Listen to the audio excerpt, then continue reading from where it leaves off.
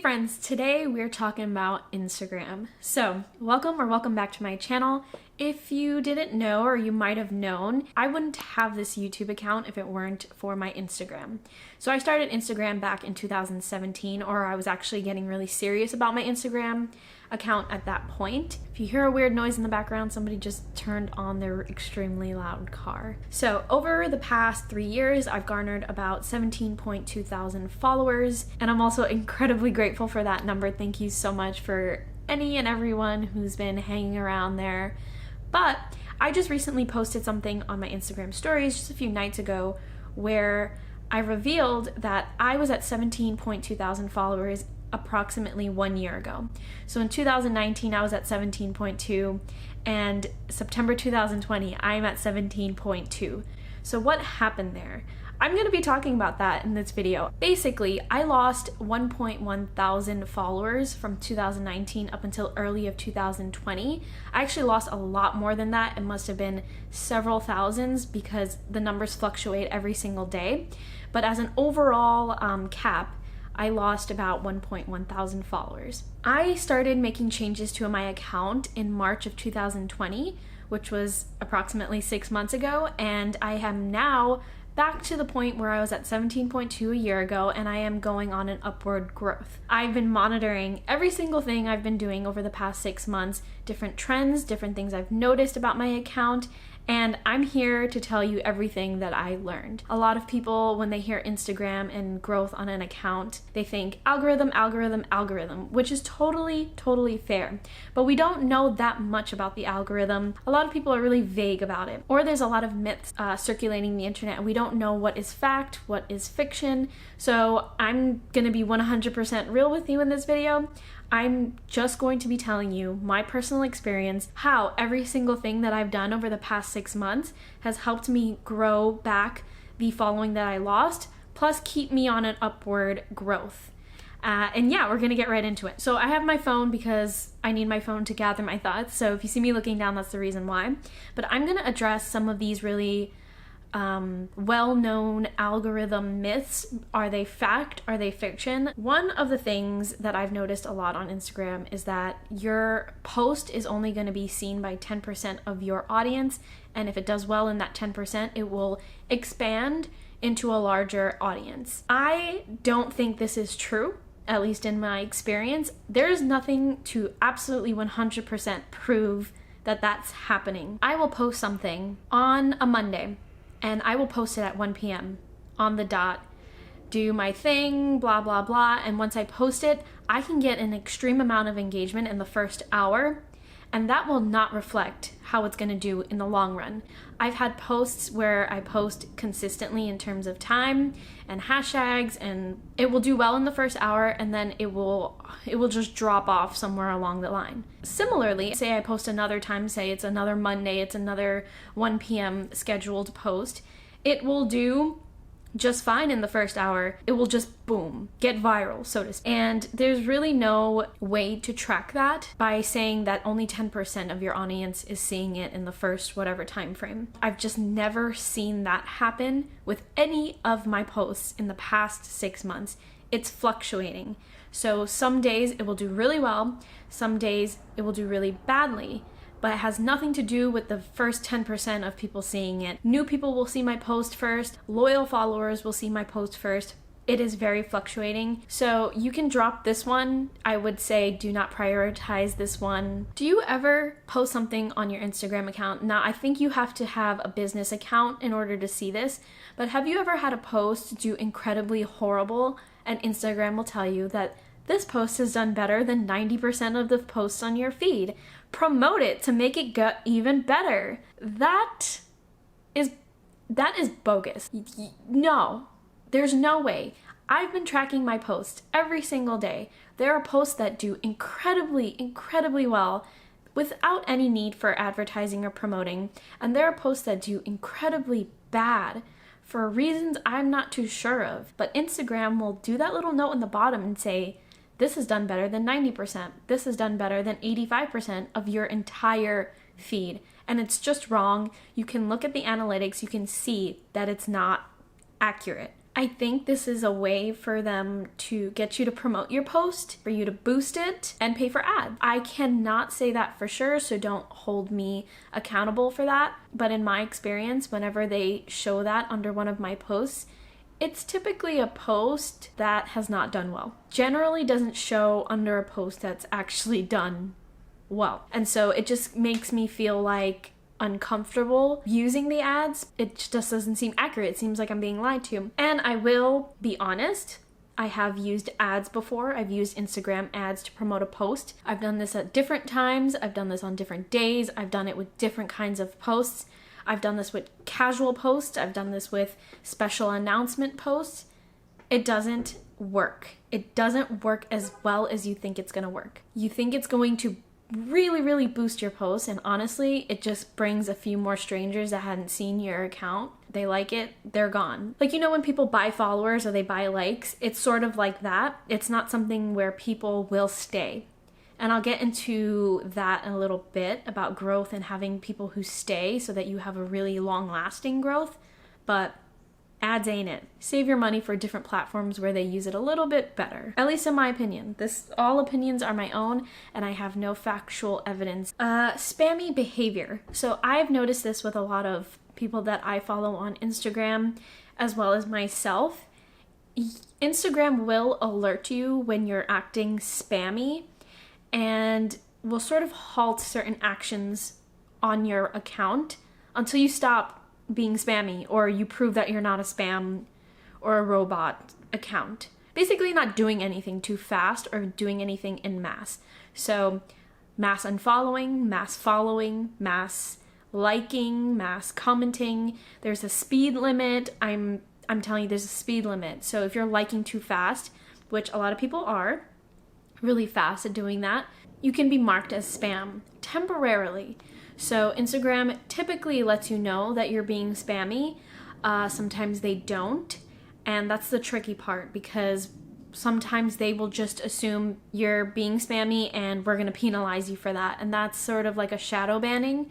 So this has happened to some friends of mine. I believe this has happened to me. I can't confirm for sure, because all of this is just based on my experience. My post, it will just plummet. It will be extremely bad. And I wouldn't understand why. And then I'd start to realize, oh, maybe I went on this person's account and liked too many of their photos. Maybe I went into my followers list and I started unfollowing a lot of people on a certain day. Certain things, they trigger. And you could get shadow banned. I can't tell you for sure how long that lasts, but you'll see a noticeable difference. You'll be like, hey, these people that I talk to all the time, they haven't seen my post. That's strange. This post seemed like something that a lot of people were interested in, and then I posted it and I'm not getting any engagement.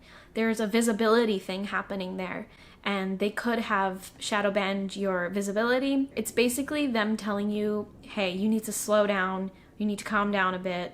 It's the shadow banning that gets a little bit more scarier, and then in that case, you might want to take a longer break. Certain tools or certain activities are boosted more than other activities. This is 100% accurate based on what I've noticed in my experience. So for example, back when IGTV came out, IGTV was very heavily boosted. So if you posted on IGTV, you'd be featured a lot more on the Discover page. Now we're talking about Reels. Reels is something brand new. It's sort of like a TikTok sort of the thing. I don't know what to call it, but they're short frame videos that you can do on Instagram, and those are getting boosted right now. So when you post a reel, no matter how good or bad the reel is, it seems like for the most part, those are going to get boosted more than your regular posts, more than your stories, or anything else that you post, even more than IGTV. I think now that Reels is the main priority for Instagram, they're starting to cut back on the IGTV boosting. They want you to be on Reels because they just started making Reels. They want you to feature their new tool. So the more that you use it, the more they're happy with you using it. And so they boost you. My first Reel was absolutely horrid. I didn't know how to use audio. I didn't know how to edit the videos well, so it was very blurry. It was gross. There was no audio because I couldn't create any audio. And it got 3,000 views. Like, it got a ton of views, and it was an absolute horrible reel. That just goes to show that they just want you to use it. Experiment with it, spend time with it, and they will boost you if you continue to use it. When Instagram comes out with a new tool, and they will always let you know when a new tool comes out, utilize it. Use it to the best of your ability. That's how you get boosted. I've even had a friend recently post a reel, and reel is very new at this point. It's only September 2020. She posted a reel and she was featured on the Instagram page, and she got like, I think, over 1 million views on it. I've also had another friend who has a smaller account than me. She posted a reel and she's got 15,000 views on it. You know, they're really, really boosting their tools. They want you to use those things. And with that being said, though IGTV is not prioritized as much, it doesn't hurt to use the option. It will help you get in tune with creating videos for Instagram, but definitely put your focus when it comes to videos to reels at this point. Now I'm going to tell you all the different things that I've noticed personally that has worked for me and things that haven't worked for me personally over the past 6 months. So I've been doing some heavy monitoring. I've been keeping up with the trends. I've been making notes. I've been, watchful eye. And that is something, by the way, is very important if you have a business account or if you're thinking about turning your account into a business account. Analytics are so critical. These things help you figure out your feed. It helps you figure out your followers and what will engage them the most. So it is actually helpful, and Instagram has done a good job of fixing their analytics so that it's easy to use, easy to read, easy to decipher. But if you have more questions on that, totally send them over to me. I'll try to help as best as possible. I've just been able to use Instagram analytics without needing to use a third party or paying for a third-party service. And yeah, so if you have any questions on that, let me know in the comments and I will try to do a follow-up and get more in depth with that. Hashtags are actually really, really important. I know that's so annoying because hashtags can be such a coding, annoying, and confusing thing, but they are super critical, I'm telling you. I did a little bit of changing up my hashtags over the past 6 months. I experimented with a lot of different hashtags. Some of them were really useful and some of them just killed my engagement. That shows how important they are. If you go into your analytics, if you have a business account, it will show you where your engagement is coming from, whether it's directly from the feed, whether it's from the Discover page, or whether it's from hashtags. And majority of my engagement comes from hashtags, which is interesting because I thought it would come from somewhere else. I don't know why, I just always felt like hashtags didn't mean that much. They were just something that you did, but they do mean a lot. So what I suggest that you do is look around the niche in which that you are posting. So for example, I post a lot of bookish photos. So I go around the Bookstagram community and I see what hashtags are working, which hashtags are not working, which of them are inactive, which of them are active, because inactive hashtags can cause your account to be flagged as spam. So you don't want to use inactive hashtags, the ones that are super populated and have started garnering spam content. So you want to be really, really mindful. There is no limit to how many hashtags that you use. So there is a limit of 30, but if you use 30, that doesn't consider you spam.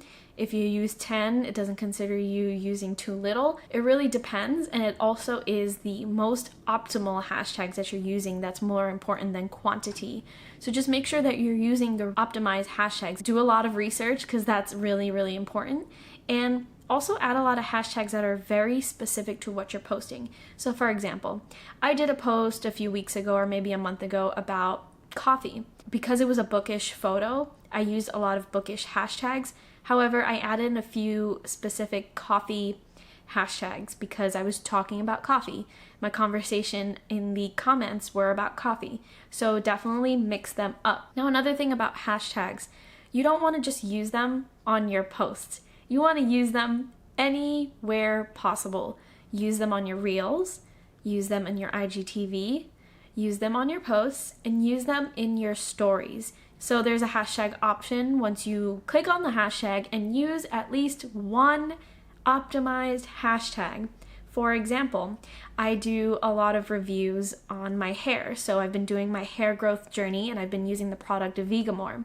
When I post my updates on my hair, I always add the hashtag Vegamore challenge or Vegamore update.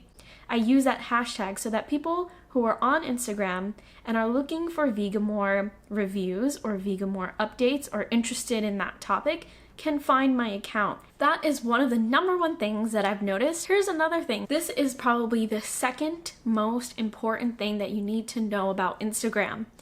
Consistency. You need to post consistently. I don't mean 3 to 5 times a day.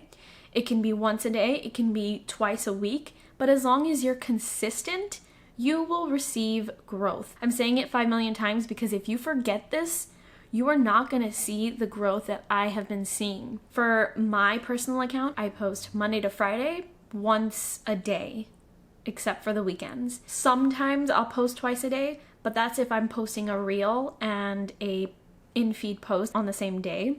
But generally speaking, I post just once a day. Here's the other thing.